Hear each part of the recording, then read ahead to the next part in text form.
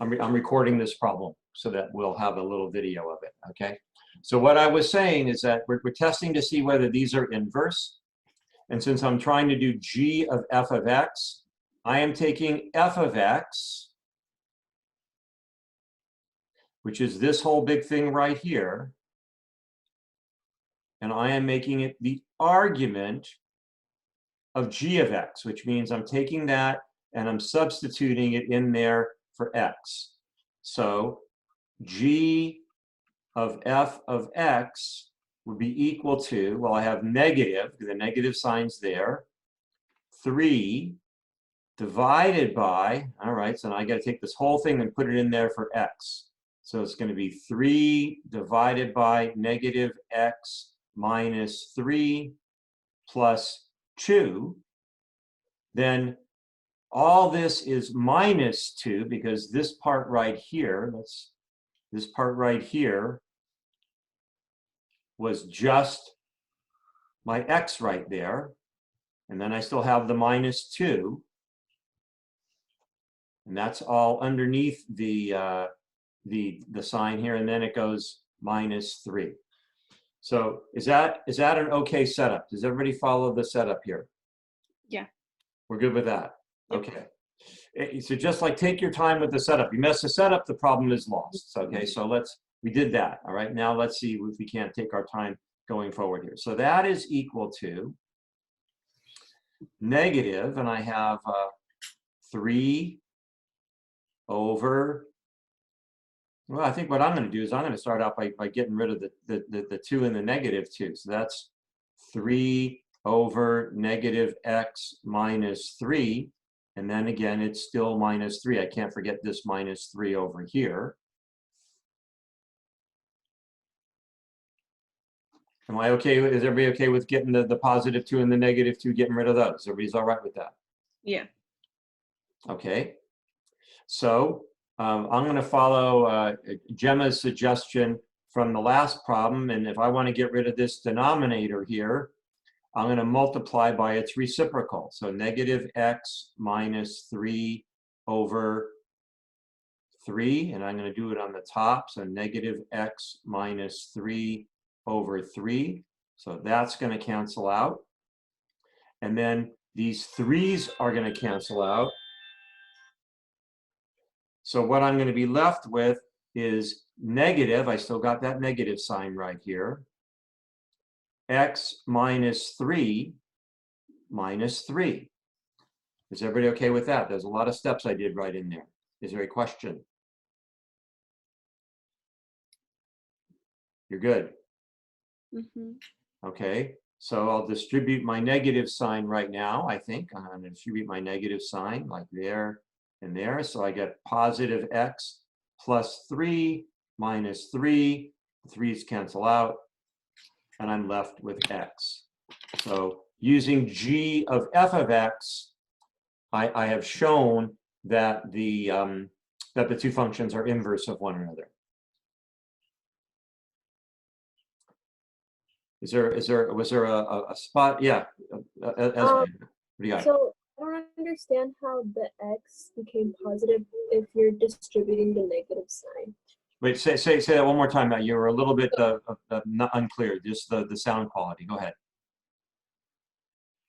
So for the green part where it says negative x minus 3 minus 3. Yes. How did the x become positive for distributing the negative sign to the x? Okay. So are you okay that with how we got rid of the denominator here and did this up here? You're okay with crossing out the 3's, right?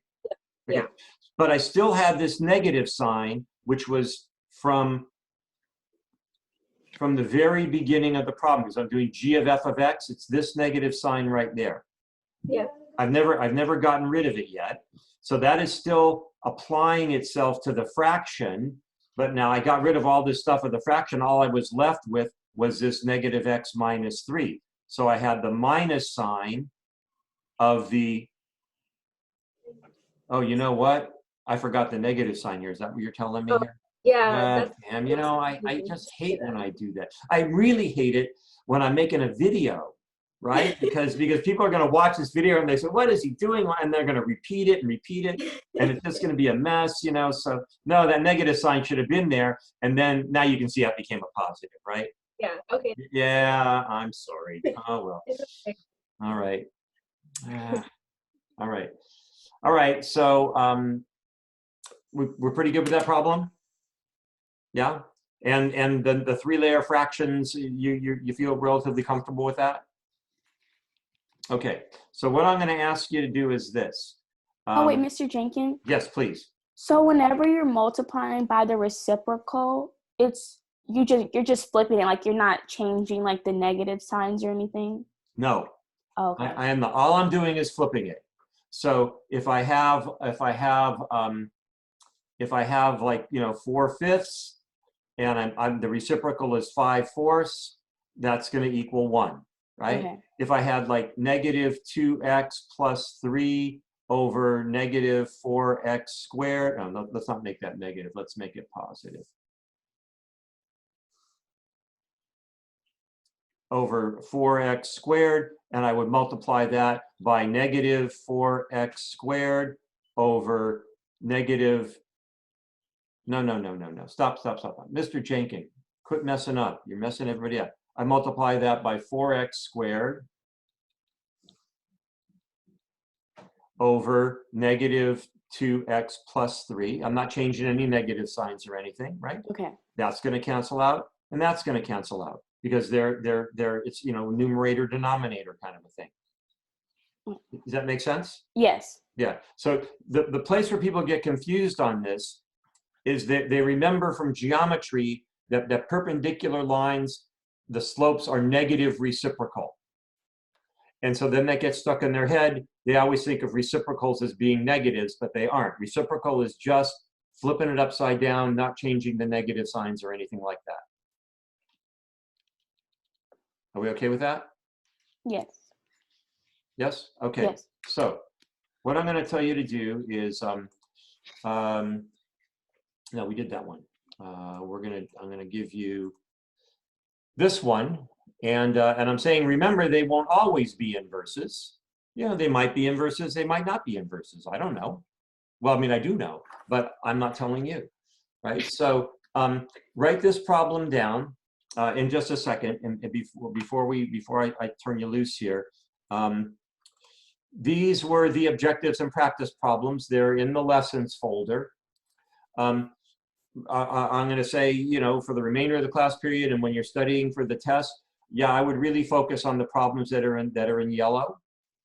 And then if you want to do some extra problems, these CUDA problems they're good. They're good practice, and they have more of they'll probably have more of the three-layer fraction kind of stuff, and, you know, a little bit more complicated technically, but not necessarily conceptually.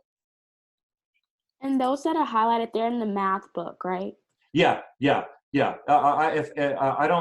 CUDA problems unless it says CUDA. Okay. Yeah, they're in the math book. Does everybody have a book? Who does not have a book?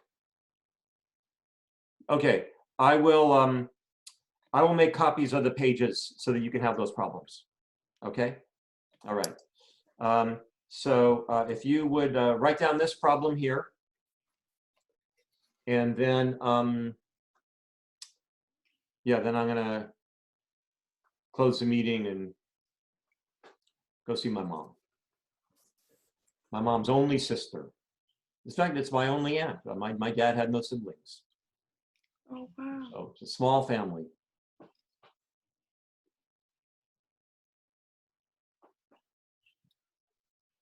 My aunt was known for wearing bright pink lipstick.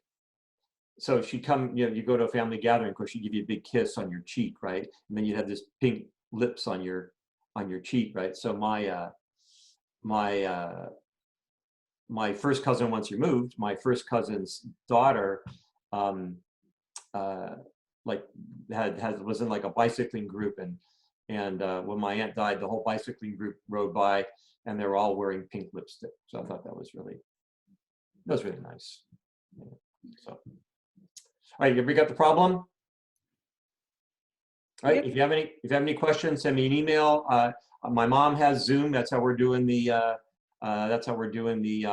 the funeral, and so I can answer questions, and I'm here to help. Right. And our test is on. We have class this one class next week, and it's well, we have Thursday class where you're still supposed to take a picture of a weird thing and send it to me, right? But I'll send out an email reminder. I've gotten a couple pretty weird things. I have no idea what they are, but yeah. All right. We'll see you later. All right. Mr. Baker, So thank you. Thank you, guys.